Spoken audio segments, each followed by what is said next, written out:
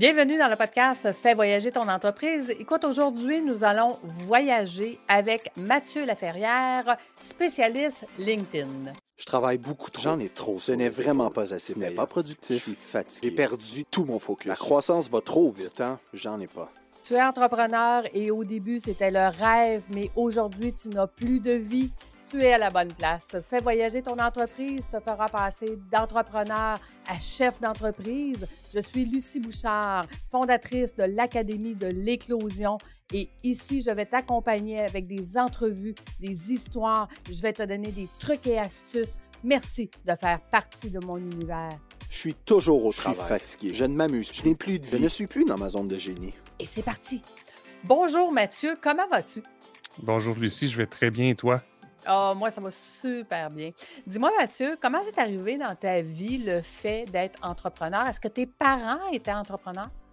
Pas du tout et probablement que ça freine à quelques occasions. En tout cas, à certains moments, ça a freiné mon évolution peut-être ou toujours de faire attention, etc. Ça faisait pas trop partie des gens avec qui je me tenais ou quoi que ce soit, à part mon frère qui m'en est devenu entrepreneur quand même assez tôt. Mais c'était pas commun là, autour de Ah moi. oui, puis tes parents voyaient ça d'un mauvais œil d'être entrepreneur ou? Pas qu'ils voyaient ça d'un mauvais œil. En fait, je séparais mon père et ma mère. Ma mère, je pense, c'est fais ce que tu as à faire, je sais que tu es bon, etc. Et mon père, c'est une question que je réponds jamais d'habitude, c'est le fun. Mon père est beaucoup regarde ce qui est sûr, prudent, etc. Je sais pas si c'est des choses qu'il a vécues ou quoi que ce soit, mais c'était t'as une bonne job, t'as un bon salaire, fais les choses comme ça, etc. Pourquoi les risquer pour la passion ou puis pourtant, mon père était bien fou quand il était jeune. Fait, il y a peut-être des choses qu'il a vécues, puis tranquillement... qui l'ont amené à avoir peur, ouais. puis il essayait de te mettre en garde, en ouais. fait. Puis moi, je l'ai vécu, j'ai une petite anecdote là-dessus. Ma deuxième fille, j'ai 3 enfants, ma deuxième, Léonie, elle était toute jeune, 3 ou 4 ans, puis on marchait. Et elle avait des idées d'entrepreneur. Elle était capable de voir les besoins 2, 3 ans avant tout le monde. C'était vraiment étonnant.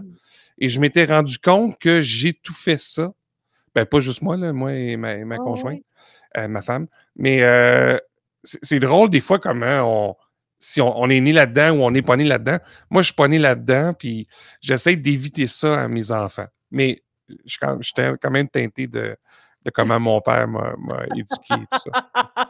Juste de le dire et d'en être conscient, en tout cas, ça l'amène à une autre perspective. Ouais. Mais à quel moment tu as décidé de faire le saut? Est-ce que tu as été salarié durant ta vie, puis un jour, tu as dit c'est assez?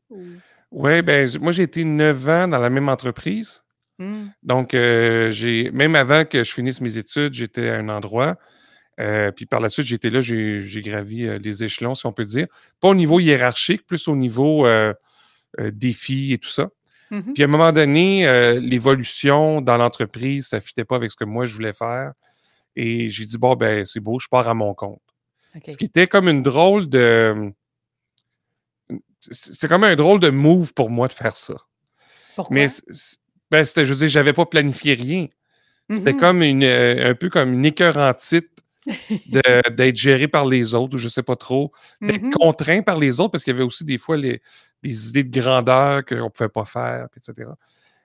Donc, j'ai décidé de partir à mon compte avec aucune réflexion, rien du tout. Faites pas ça.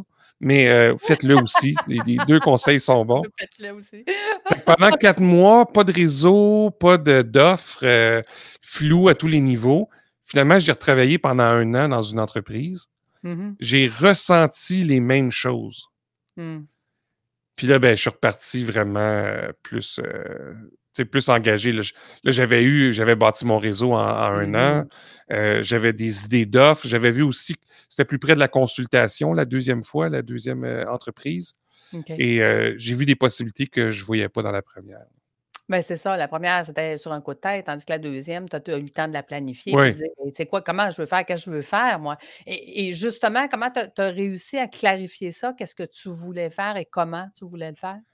Ouais, ben, en soi, qu'est-ce que je voulais faire? Il y avait beaucoup de choses. C'est dans qui je suis, la curiosité arrive en premier, puis j'ai une facilité à comprendre, puis j'ai touché à vraiment plein de domaines, puis j'ai la chance d'être et curieux et très à l'écoute des gens. Mhm, Ce qui fait que même si je suis moins bon que les autres, l'effort de groupe va faire que je vais avoir des meilleurs résultats. mhm. Donc, au début, ça a été, ben, quelqu'un me disait que j'aurais besoin de telle chose, ben oui, je le fais. Puis, ça a été beaucoup comme ça, puis beaucoup en collaboration aussi au début. OK. Des gens qui disaient, OK, j'aurais 2, 3 besoins pour telle chose. J'aurais besoin de formation en gestion de projet, ben j'en ai fait. Fait que ça a été beaucoup comme ça par opportunité. Mhm. Puis en cours de route, c'est là qu'on réalise qu'il y a des choses qu'on n'aime pas ou Qu'on aime moins, on va qu'on dire. aime moins ou qui nous prennent plus d'énergie. On peut aimer ça, mais à la fin de la journée, on est fatigué versus une autre chose que. Mhm, Moi, il y a des activités que je fais, j'arrive là à 8 heures le soir, puis je termine à 10 heures, 11 heures, puis je suis plein d'énergie, je ne vais pas aller me coucher. mhm. Fait que c'est vraiment la nature du travail qui fait la différence, là. Ça fait combien de temps, Mathieu, tu es à ton compte maintenant? Depuis 2007, fait que je suis dans ma 15e année. Dans ta 15e année, quand même, ça fait, ça fait un petit bout pour un gars qui n'était pas sûr, n'est-ce pas?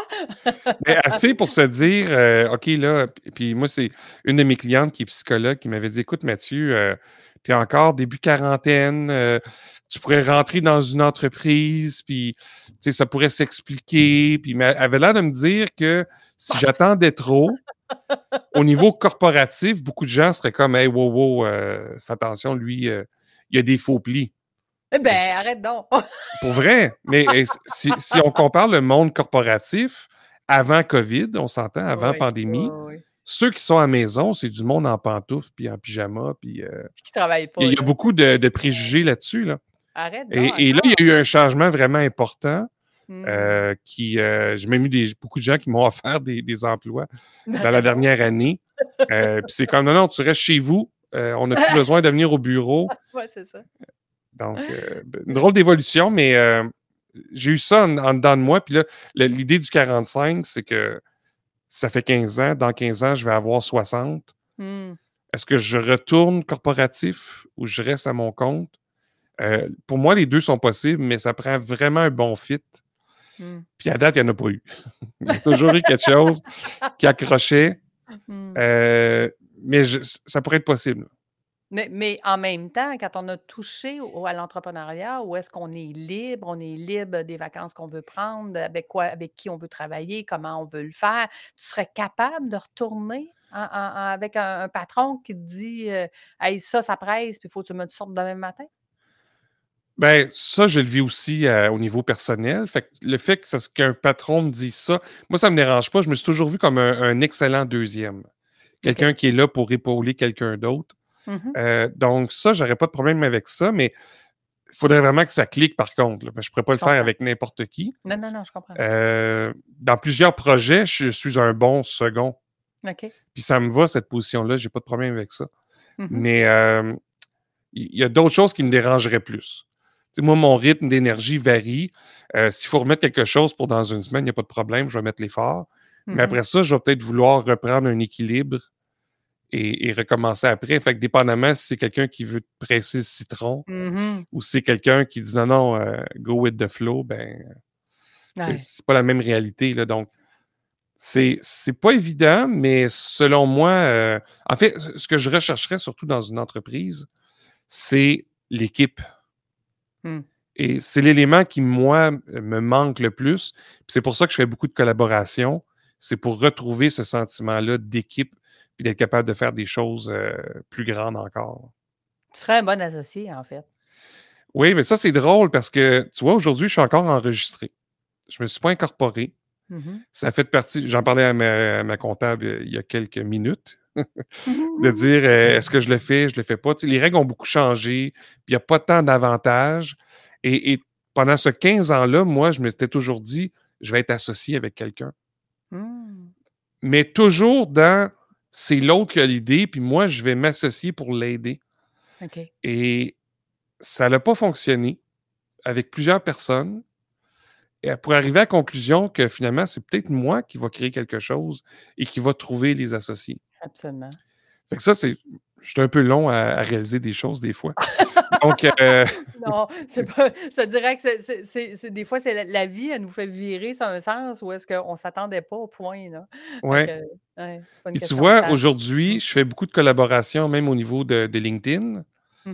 Puis là, il y en a qui sont comme, mais ouais, mais c'est des concurrents. Puis ouais, oui, mais tu sais, je peux pas tout faire les mandats. Là, c'est sûr Ben non. qu'aujourd'hui, on est beaucoup plus qu'avant, mais moi, j'ai toujours eu cette mentalité-là que si je peux pas faire le mandat, j'aime mieux que ça soit un bon Mmh. concurrent Mmh. qui ait le contrat que quelqu'un qui va faire n'importe quoi puis que les gens ne créeront pas. Ça se dit-tu, ça? Ils ne créeront pas. Ben oui, ça se dit. Ça comme ça, c'est drôle. Tu sais, qui vont dire, ben LinkedIn, c'est pas bon, Mmh. juste parce que la personne a mal fait son travail. Fait que j'ai Je toujours eu comprends. ça, mais depuis 2 ans, puis surtout avec le début de la pandémie, j'ai même posé des fois des questions. Hey, as-tu besoin d'un mandat? Moi, j'en ai pas mal sur mes épaules. Ah oui, Mmh. c'est beau, passe-moi-le. Puis j'en ai eu aussi. Fait que je trouve ça sain, je trouve ça le fun de Ben, pouvoir faire ça, là. absolument. Tu sais, les partenaires, c'est un des modules que j'apprends à mes entrepreneurs. Tu sais, les partenariats, c'est tellement important, c'est tellement plus facile de faire de l'expansion avec des partenaires. Fait que c'est une très bonne philosophie. Mais dis-moi, Mathieu, si tu avais à parler au Mathieu qui avait 15 ans, qu'est-ce que tu lui dirais? Oh, c'est une bonne question. Ça, je t'avais dit des fois, ça pourrait être long. Je pourrais partir une fin de semaine, puis je te reviendrai avec la réponse. Euh, Je vais te laisser une minute, OK? ouais, ça c'est bon. Mais une des choses que j'ai réalisées avec le temps, j'ai un background en gestion de projet, puis on dirait que c'est ça qui m'a comme aidé. Mais un projet, ça a un début, ça a une fin. Tu sais pourquoi tu rentres, tu sais pourquoi tu sors, tu sais ce que tu vas faire. Mhm. Et à partir du moment que tu es là-dedans, ça va être beaucoup plus facile d'avancer puis de ne pas se sentir. Tu sais, moi, je veux dire, j'ai eu des très longues relations d'affaires que la dernière partie, je n'étais pas bien OK. parce que je n'avais pas mis clairement pourquoi je rentrais dans le projet, pourquoi je voudrais en Mm. sortir et tout ça. Écoute, à un moment donné, j'ai perdu une opportunité de 120 000 Mm. parce que je ne voulais pas brimer la relation, mais à quelque part, si j'avais mis des conditions, c'est clair que le projet, je l'aurais fait, là. Je comprends. Fait que ça, c'est une des choses que j'ai réalisées. La deuxième, les valeurs, c'est un exercice, j'imagine que tu l'abordes aussi dans ta formation, mais c'est un exercice que j'ai toujours dit, ouais, mais j'en ai plein de valeurs. Puis je Mhm. tassais ça. Puis il y a Mhm. quelqu'un qui a réussi à me faire progresser là-dedans. Il s'appelle Martin Ducharme. Et il m'a dit, écoute, Mathieu, peut-être que tu as plus de valeurs que les autres, ou peut-être que tu penses qu'il y a un lot de valeurs communes que tout le monde devrait avoir. Fait que mets-les dans une boîte au milieu, là, puis Mm. regarde qu'est-ce qui te reste. Puis une fois que j'ai réalisé ça, j'ai réussi à en identifier 4. Mm. Puis ces 4-là, ben, tu vois, tantôt, je disais, il y a des offres d'emploi, il y en a que ça n'a pas fonctionné. Mm. Ben, des fois, c'est que ça ne marchait pas au niveau des valeurs. Absolument. J'étais capable de me projeter puis de dire, je ne rentre pas là-dedans parce que je ne serai pas bien. J'ai Oui. 2 de mes valeurs qui ne seront pas sollicitées ou en tout cas où Ouais. ça va à l'encontre de ces valeurs-là, là. Tout à fait. Dans la gestion de risque, quand on fait le module gestion de risque, souvent, je veux dire, quand il s'agit de s'associer, il faut que tu fasses la gestion de risque de l'associé, puis les valeurs en font partie. Hein? Tu sais, si je te dis, Mathieu, on s'associe demain matin, puis toi, tu penses que je vais faire 60 heures par semaine parce que toi, tu en fais 60 heures par semaine, mais que moi, dans ma tête, je pense que je vais en faire 30, qu'on n'a jamais jasé, bien, c'est sûr que ça ne marchera pas. C'est sûr qu'au bout de Ouais. la ligne, donc, les valeurs aussi font partie de ça, d'une bonne gestion de risque. Qu'est-ce que tu aimes le plus faire aujourd'hui? Ce que j'aime le plus faire. Mais il y a différentes choses. La première chose qui vient en tête, c'est que il y a des fois, ça va arriver que je vais être un long moment sans avoir d'interaction, sans avoir de formation à donner ou de conférence. Mmh. Et dans ces moments-là, je tombe vraiment down. Ah! Donc, je sais qu'il y a ce besoin-là de partager continuellement. C'est une de mes valeurs d'ailleurs. Mmh. Donc, ça, c'est tout le temps là. J'aime ça me creuser le ciboulot, comme on dit Mmh. au Québec. Mmh. Euh, je dis souvent que mon offre, elle se fait en 3 temps. Clarifier, simplifier, amplifier. Mmh. Donc, quand je vois une personne qui est à un des stades puis qui a besoin d'avancer, moi, ça m'allume pas mal, là. OK, je comprends. Donc, Donc, tu dois trouver ça le fun parce que chaque client est différent et pas toujours dans la même étape, puis tu peux l'aider différemment selon l'étape où ce qui est rendu. Exactement. Puis c'est la raison pourquoi ça fait 15 ans que je peux faire ça. Mhm. Parce Tout à que fait. moi, je me fatigue souvent, mais fatigue souvent dans le sens que ben, je l'ai fait, c'est fini, là, tu sais, je passe à Mhm. autre chose. Mhm. Mais les environnements, des fois, sont différents, les personnes sont différentes, leurs forces sont différentes, leurs clients sont différents. Donc, il y a toujours quelque chose qui est un peu qui est différent. Je pense que c'est ça qui est. Il n'y a rien qui est pareil. Fait qu'on est capable d'avoir une structure qui va être la même, mais qui va s'adapter à chacune des situations. Wow. Et si tu avais à recommencer aujourd'hui l'entreprise que tu as partie là maintenant 15 ans, est-ce que tu la repartirais de la même façon? Tu changerais? Qu'est-ce que tu ferais aujourd'hui avec les connaissances que tu as aujourd'hui, là? Ouais. Il y a une anecdote là-dedans qui est drôle, c'est que le premier livre que j'ai fait sur LinkedIn, le premier Mhm. livre en français qui s'appelait LinkedIn pour néophytes, je l'ai donné gratuitement, sans prendre les emails. Il y a eu plus de 100 000 téléchargements. Wow! Quand je dis ça, les gens sont comme, mais mon Dieu, t'es fou, tu sais, pourquoi t'as fait ça? Puis, ben, parce que je le savais pas. Fait que s'il y a une Ouais. chose que je sais, dès le début, je capturais les emails. C'est pas nécessairement la chose la plus importante, mais celle-là, je sais que je l'ai manquée. Ça aurait changé quelque chose, c'est sûr. Ouais. Il y a une autre chose aussi qui est peut-être plus propre à moi, mais j'ai une possibilité de voir 4 ou 5 ans en avance, des fois peut-être 10, ce qui fait que j'arrive toujours trop tôt. Hmm. Et ce qui fait que je vais essayer des choses, puis à un moment donné, je vais me tasser, puis quand je me tasse, C'est là que ça rentre. c'est là que ça... T'as lancé la mode, mais la mode n'était pas là encore. Tu es celui qui a Exactement. défriché la forêt. Mais là, quand la forêt est bien défrichée, tout le monde rentre dedans.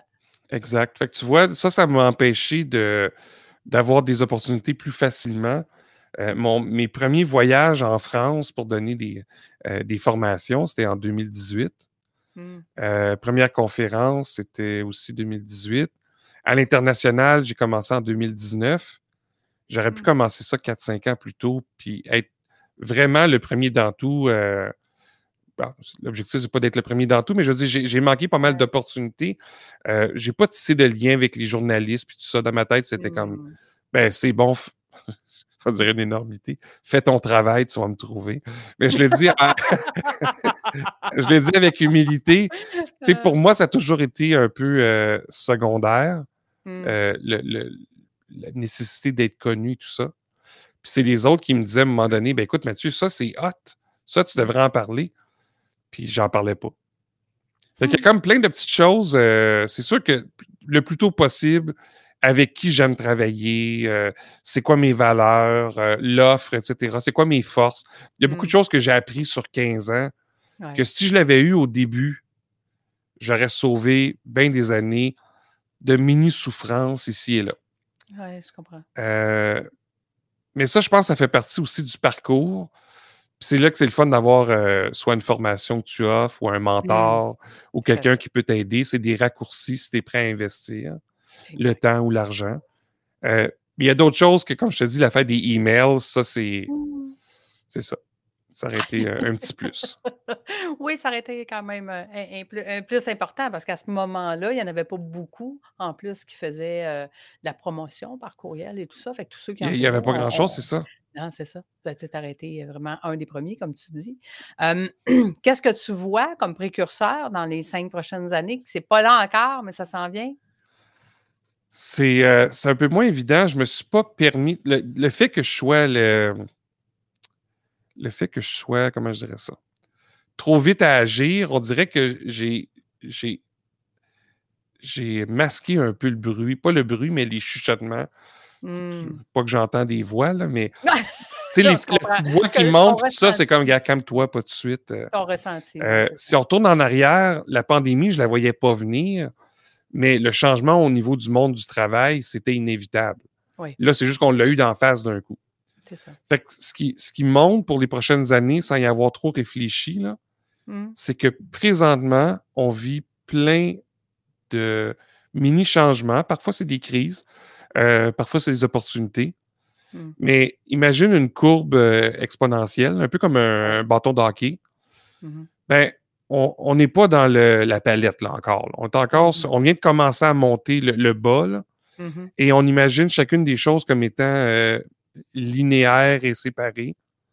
Mais la réalité, c'est pas ça. Ils sont tous exponentiels, les changements, puis ils vont tous s'entrechoquer. Fait qu'à court terme, comment je le transmets à mes enfants? Je leur dis, écoutez, ce qui est important, c'est de savoir ce que vous aimez, c'est quoi vos forces, puis tout ça. Puis mes enfants, il y a 16, 18, 20. OK. Excuse-moi, 16, 19. Elle vient d'avoir 19. Oui, c'est ça, ils changent d'âge rapidement. Ça vient d'arriver. Mais c'est ça, puis à part ma plus vieille, là, qui est en soins infirmiers, les autres, ils sont perdus, là. Le monde a changé, ils n'ont pas pu rencontrer de monde.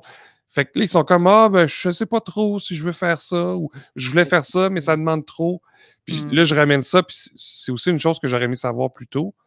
Ça revient à la connaissance de soi. Ouais. Parce que quand tout change, la seule affaire qui te permet de t'ancrer, c'est ce que tu as à l'intérieur de toi, puis c'est où tu veux te projeter. Quand tu as ces deux affaires-là, les affaires vont bouger autour, mais tu vas être capable de t'orienter quand même. Seulement. Quand tu ne sais pas où est-ce que tu t'en vas, puis tu ne sais pas qui tu es en dedans de toi, puis tu n'as pas identifié ça, ben ça va brasser ta l'heure, là. Absolument. Écoute, c'est pour ça que, dans le fond, j'ai changé mon offre, parce que la première étape, c'est ce que j'appelle faire l'état des lieux et la clarté. Ouais. Pour amener l'entrepreneur à dire qu'est-ce que tu veux vraiment. Pas qu'est-ce que tu veux, qu'est-ce que tu veux vraiment. Et ça fait toute la différence. Parce que si on ne sait pas ce qu'on s'en va, on va aller où? Je rebondirais là-dessus parce que moi, je vois, tu sais, il y a un mouvement qui se fait depuis plusieurs années. Les gens arrivent à leur, pas arrivent à leur compte, mais deviennent travailleurs autonomes et tout ça. Et là, ils ont leur premier montant d'argent, puis c'est grisant, puis tout ça. Ouais. Mais ils ne tiennent pas compte de l'après ou des investissements à venir, ne serait-ce que la retraite. Oui, l'argent, il y en a plus peut-être, mais là, oups, tu payes des montants que tu ne savais pas au gouvernement. Puis là, tu as telle affaire qui arrive, puis telle chose, puis j'espère que les gens vont le réaliser plus vite que moi, ça a pris du temps. Dans les premières années, là, d'un exercice financier à l'autre, j'avais des variations parce que je ne comprenais pas quelque chose une année, ce qui faisait que l'année d'après, j'avais des retours de quelque chose. Puis là, j'avais plus, fait que là, je faisais autrement. Ouais, c'est ça m'a pris comme 3-4 ans pour voir que wow, l'effet de yo-yo vient du fait que je ne contrôle pas mes affaires pantoute. Ouais, ça l'augmente, mais ce n'est pas en contrôle. Ouais. J'ai comme l'impression que beaucoup de gens vont souffrir dans les prochaines années pour avoir suivi une passion qui est tout à fait légitime, mais en idéalisant le travail autonome. Ouais. Puis je pense qu'il y a du bon, puis il y a du mauvais, puis il faut juste être au courant, là. Mais écoute, je te réconforte, Mathieu, ce n'est pas que des travailleurs autonomes. Tu sais, ma clientèle, qui est, ce que je dis toujours, trop petite pour être grande, trop grande pour être petite, ils ont des belles entreprises entre 5 et 50 employés, puis ils ne gèrent pas leurs finances non plus. Fait que, ils ne sont pas en contrôle de leurs finances. Et c'était un des premiers points que j'aborde avec eux, dire il faut absolument que tu saches qu'est-ce qui se passe pour qu'on puisse contrôler ton avenir. Donc, ça fait partie de... Donc, je te dirais que c'est en général. Ouais. C'est pas juste aux travailleurs autonomes. Donc, je te réconforte là-dessus. Mais dis-moi, Mathieu, tu as un podcast qui est fabuleux que j'ai mangé dans l'avion en revenant de... C'est ce que j'ai compris. de mon voyage avec mes clients, où est-ce que tu donnes plein de trucs et tout ça sur LinkedIn, mais est-ce que pour toi, c'était une sortie de zone, ça, une zone de confort de faire un podcast? C'était pas une sortie de zone parce que je fais déjà de la vidéo, j'ai fait des lives sur LinkedIn. J'ai jamais trop voulu m'occuper de cet aspect-là, du montage, etc. Donc, moi, ma logique, c'était si quelqu'un m'invite, je dis oui. OK. J'aurais pas un podcast, je vais avoir comme 12 participations à des podcasts. Ouais, c'est ça. Fait que ma première saison, ça aurait pu être ça. J'aurais pu récupérer une dizaine d'épisodes à gauche et à droite. Donc, c'est ça. Puis, ce que j'ai expliqué dans un des... je pense que c'était mon premier épisode.